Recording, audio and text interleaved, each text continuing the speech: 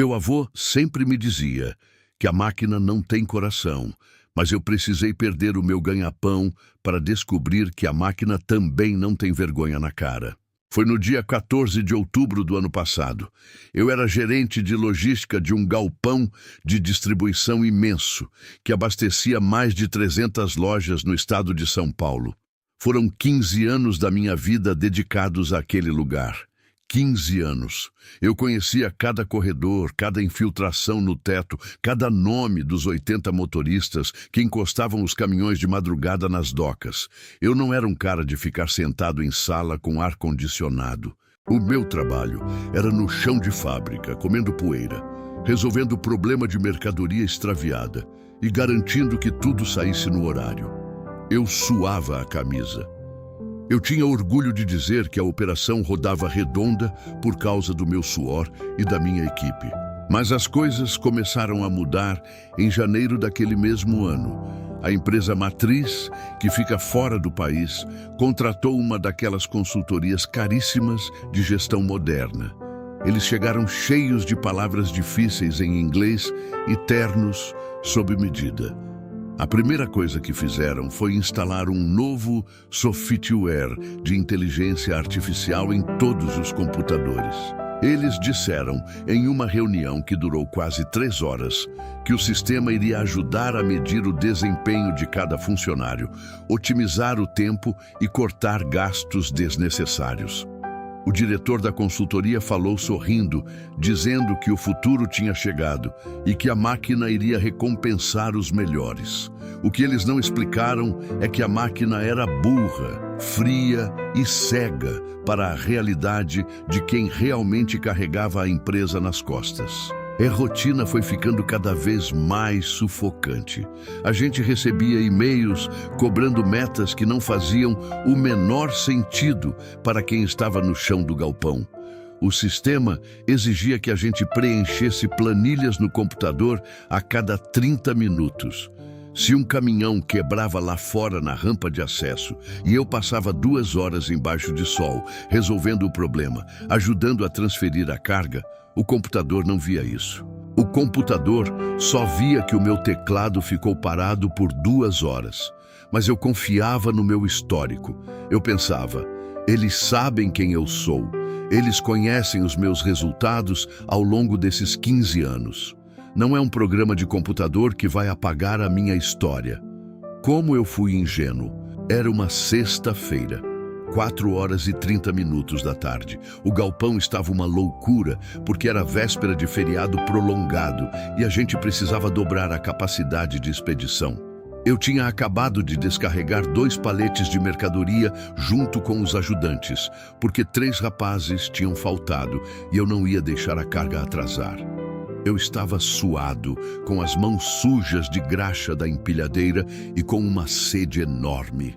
Entrei na minha pequena sala no mezanino. Liguei o ventilador de teto, que fazia um barulho infernal, e fui sentar na frente do meu notebook para imprimir os romaneios de entrega do turno da noite. Quando eu mexi no mouse para tirar a tela do modo de descanso, a imagem não voltou para a minha área de trabalho. A tela piscou. Depois, ficou completamente cinza. No meio, apareceu uma caixa de texto branca com letras miúdas dizendo: acesso revogado. Contate o administrador do sistema. Eu franzi a testa. Achei que a rede tinha caído de novo, o que era normal quando chovia forte na região. Tentei digitar a minha senha. O teclado não respondia. Tentei reiniciar a máquina no botão, forçando a parada. Quando o computador ligou novamente, nem sequer passou da tela inicial. O meu usuário tinha sido apagado do servidor central. Foi aí que o meu telefone celular apitou no bolso da calça. Era uma mensagem automática no WhatsApp. Não era do meu diretor, não era do dono da empresa, não era de ninguém humano. Era do robô do departamento pessoal. A mensagem dizia o seguinte: prezado colaborador, informamos que, de acordo com as métricas de eficiência apuradas pelo nosso novo sistema de gestão, o seu contrato de trabalho foi encerrado nesta data. Por favor, dirija-se ao setor de recursos humanos para a devolução do crachá e assinatura dos termos. Agradecemos o tempo dedicado. Eu li aquilo 3 vezes. A minha respiração parou. A minha vista ficou embaçada. 15 anos de empresa. 15 anos chegando antes do sol nascer. 15 anos perdendo aniversários de casamento, apresentações de escola da minha filha, tudo para não deixar a operação parar. E a minha demissão foi feita por uma mensagem de celular gerada por um algoritmo, numa sexta-feira à tarde. Eu não senti raiva na hora. Eu senti um vazio no peito que parecia que o chão tinha sumido debaixo da minha bota de segurança. Você já foi descartado por uma empresa, como se fosse um pedaço de lixo, depois de ter dado o sangue por eles. Deixe um comentário aqui embaixo me contando a sua história, porque só quem passa por essa humilhação sabe como dói. A gente precisa falar sobre isso. Eu desci as escadas do mezanino devagar, sentindo o peso do mundo nas costas. Passei pelos meus funcionários. Alguns me cumprimentaram, sem saber de nada. Eu nem consegui responder direito. Caminhei até o prédio administrativo, que ficava do outro lado do pátio de manobras. O ar-condicionado lá dentro era gelado. Tudo cheirava a café expresso caro e carpete novo. Fui até o balcão do departamento pessoal. A menina que me atendeu devia ter no máximo 22 anos de idade. Ela usava um fone de ouvido branco sem fio e mascava um chiclete de menta. Ela olhou para minha roupa suja de poeira e fez uma cara de desprezo. Eu perguntei por que o meu acesso tinha caído e o que significava aquela mensagem. Ela digitou o meu número de matrícula, olhou para a tela e disse, com a voz mais mecânica do mundo: "Ah, sim, o sistema rodou a folha de cortes do trimestre. Você foi classificado no quartil vermelho de produtividade. E a inteligência artificial disparou a demissão automática.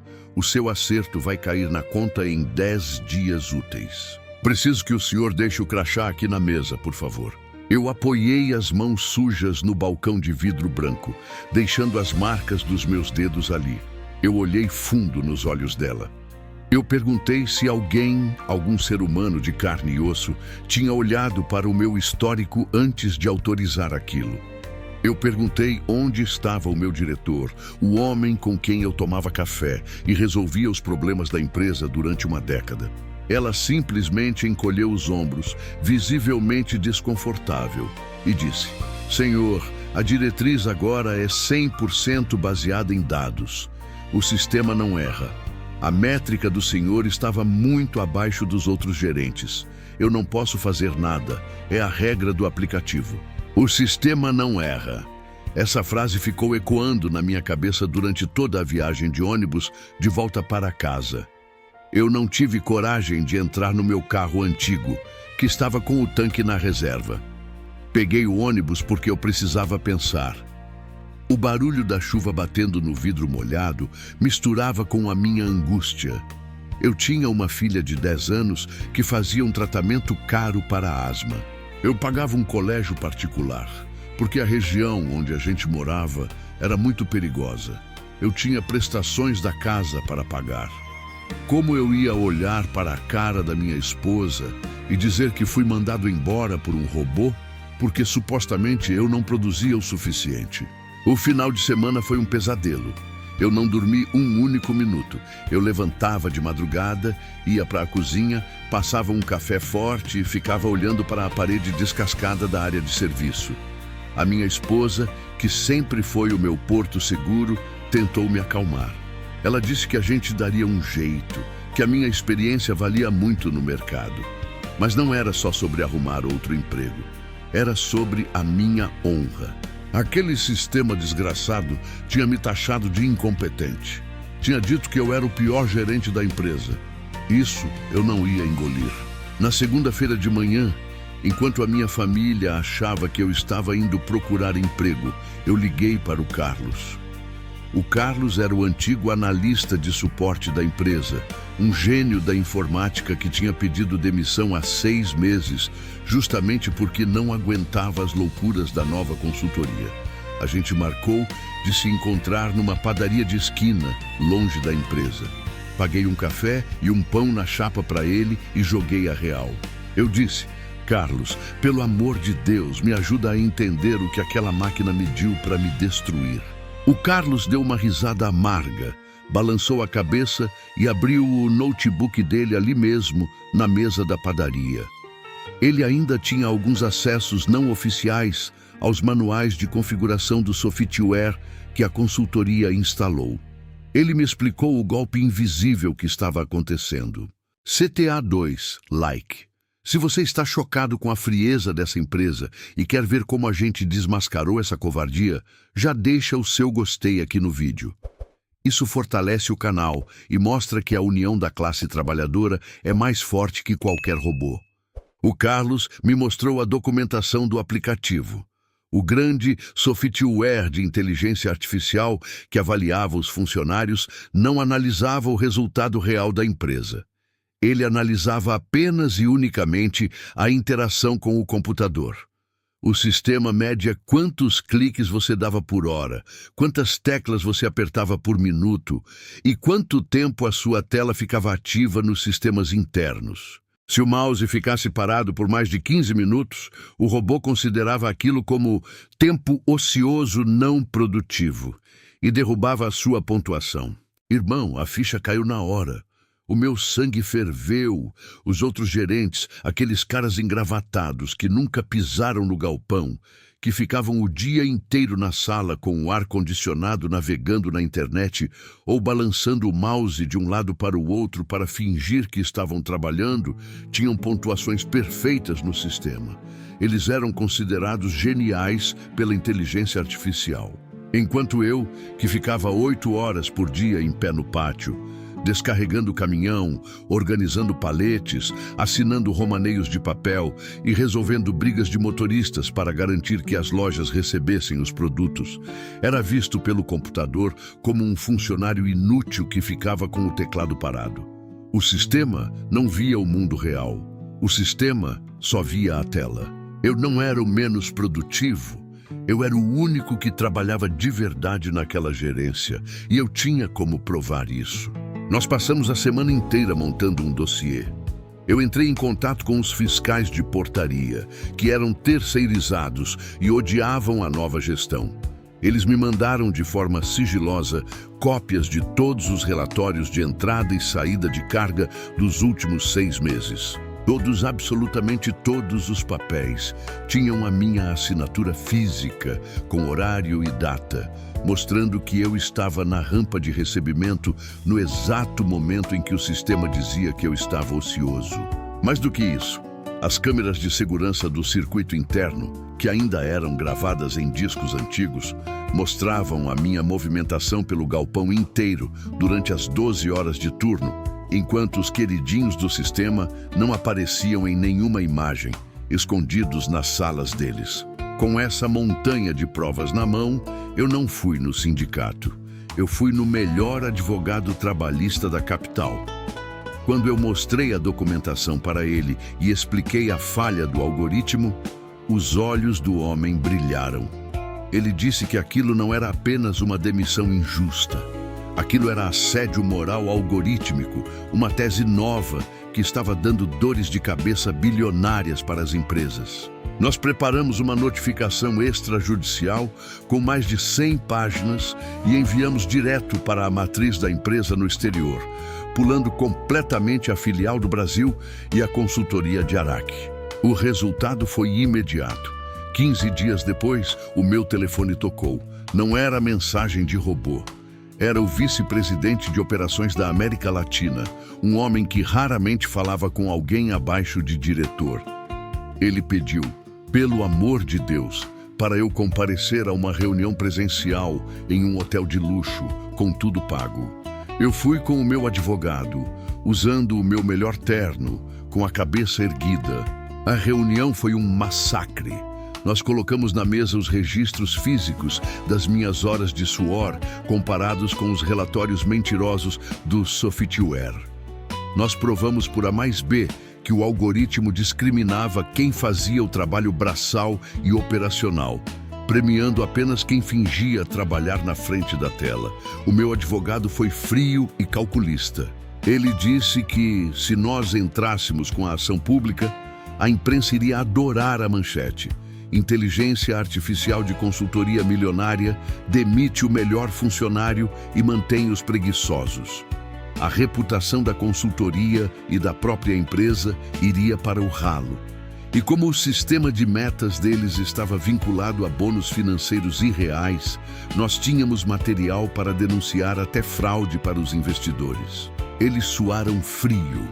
O diretor gaguejou, pediu desculpas em nome da empresa, culpou a consultoria e ofereceu a minha reintegração imediata, com promoção para diretor de logística regional e um aumento de salário astronômico.